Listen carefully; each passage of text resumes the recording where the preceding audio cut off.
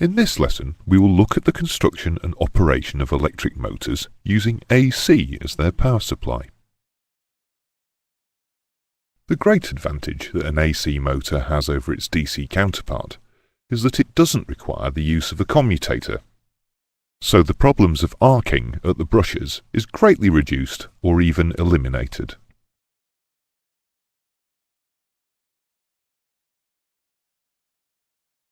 Whether the AC motor is single or multi-phase, the principle of operation is the same. The motor is made up of a stationary part known as the stator and a rotating assembly known as the rotor. The stator is most commonly fed from a three-phase AC supply. The stator windings are set 120 degrees apart, with the pair of poles for each winding being supplied from one of the three phases. This arrangement produces a rotating magnetic field around the stator. To see how the rotating magnetic field is produced, we will look at one half cycle of the AC supply. When the current flow in their phases is positive, the poles marked A, B and C are magnetic north poles, and those marked A1, B1 and C1 are south poles. When a phase's current flow is negative, its magnetic poles are reversed, with A1, B1 and C1 becoming magnetic north poles and A, B and C becoming souths.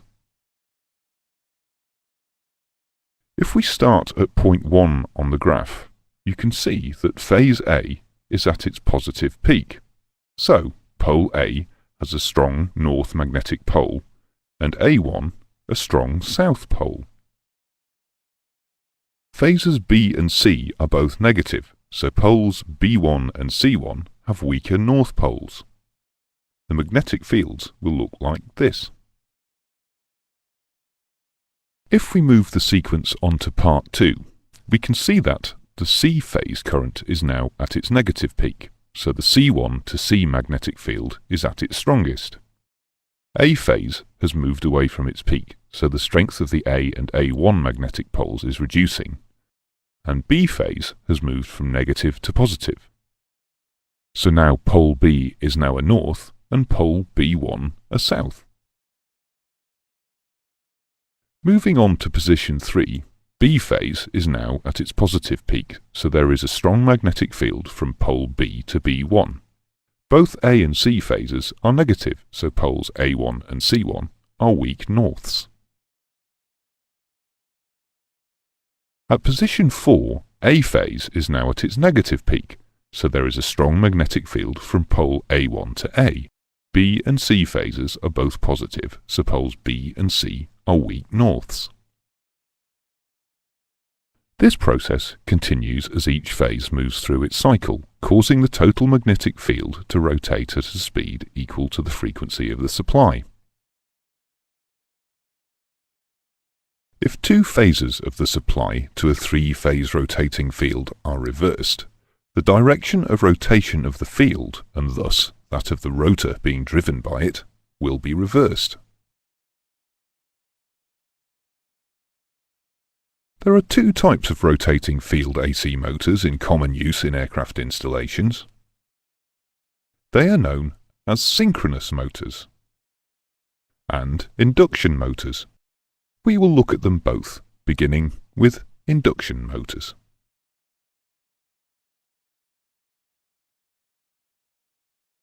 The induction motor gets its name from the fact that an alternating current is induced in the rotor by the rotating magnetic field in the stator.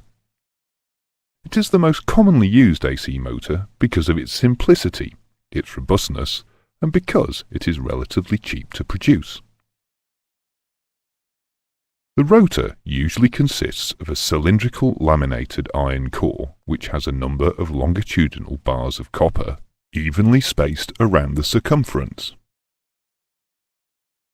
These bars are joined at either end by rings of the same material to form a composite structure called, because of its shape, a squirrel cage. The rotor bars are made of very low resistance material so that a large current can flow through them. The rotating magnetic field produced in the stator cuts through the bars of the rotor, which along with the end rings form a closed circuit of low resistance. The resultant induced voltage creates a relatively large current flow in the squirrel cage assembly, as shown in this simplified diagram. This current flow sets up its own magnetic field, which interacts with the rotating field of the stator to produce a torque, causing the rotor to turn in the same direction as the rotating field of the stator.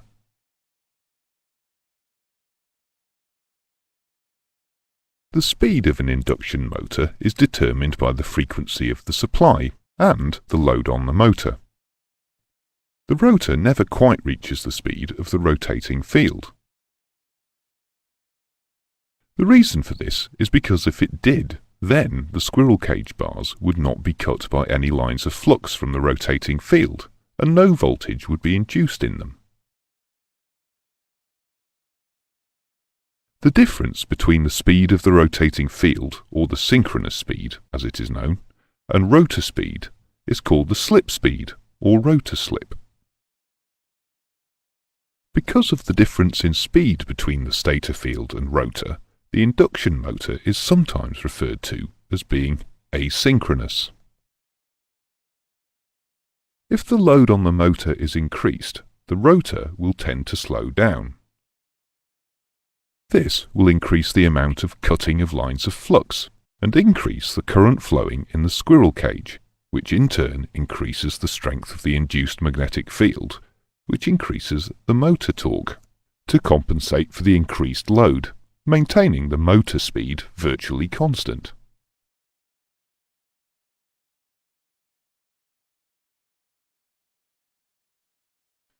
Most induction motors fitted on aircraft are of the three-phase type.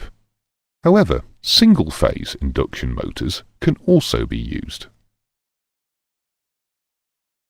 Single-phase induction motors are not self-starting. That is to say, when power is applied, they will not rotate. The most common method of starting a single-phase induction motor is by use of a split-phase winding at 90 degrees to the main winding. The current in the split-phase winding is made to lead or lag the current in the main winding by 90 degrees in order to change the pulsating field into a rotating one. This can be done by the use of capacitors, inductors, or resistors.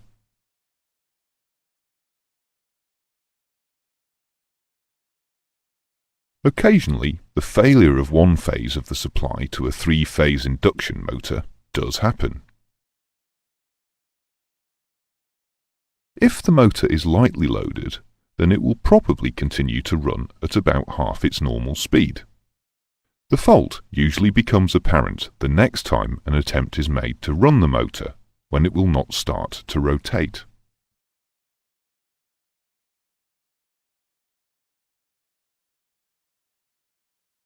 If a bar magnet is suspended in a rotating magnetic field,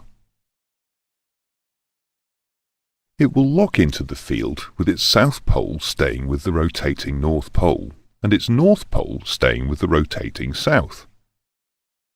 The magnet will therefore rotate synchronously with the field, at the same speed as it. This is the principle of operation of the synchronous motor.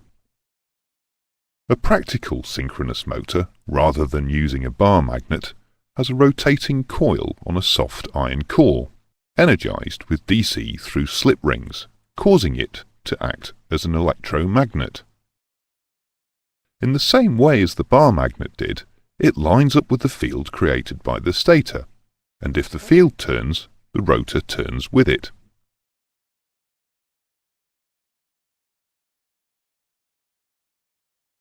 The speed of rotation of a synchronous motor depends upon the frequency of the supply and the number of poles. Since in most cases the supply frequency is constant, then so is the motor speed. We can transpose the formula we use to calculate a generator's frequency to work out the speed of the motor in revolutions per minute, or RPM. If a synchronous motor with 4 poles is supplied with a constant frequency 400 Hz supply, it will rotate at a constant 12,000 RPM.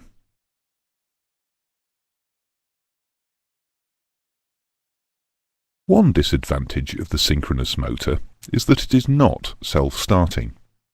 To obtain the initial rotation, some induction windings have to be added to the rotor to assist in bringing it up to synchronous speed. This is often achieved by fitting a squirrel cage type assembly to the rotor.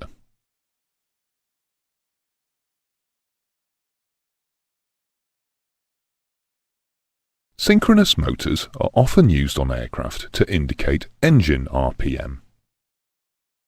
A small 3-phase AC generator, known as a tacho generator, is driven by the engine, so that the frequency of its output will be directly proportional to engine speed.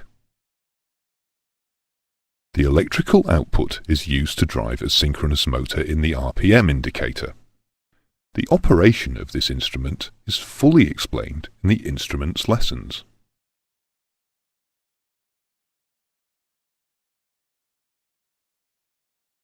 That is the end of the lesson. Here is a summary of the main points. An AC motor is made up of 2 parts, a stationary stator and a rotating rotor. AC motors use a rotating magnetic field in the stator to drive the rotor. If 2 phases of the supply to a 3-phase rotating field are reversed, the direction of rotation of the field, and thus that of the rotor being driven by it, will be reversed.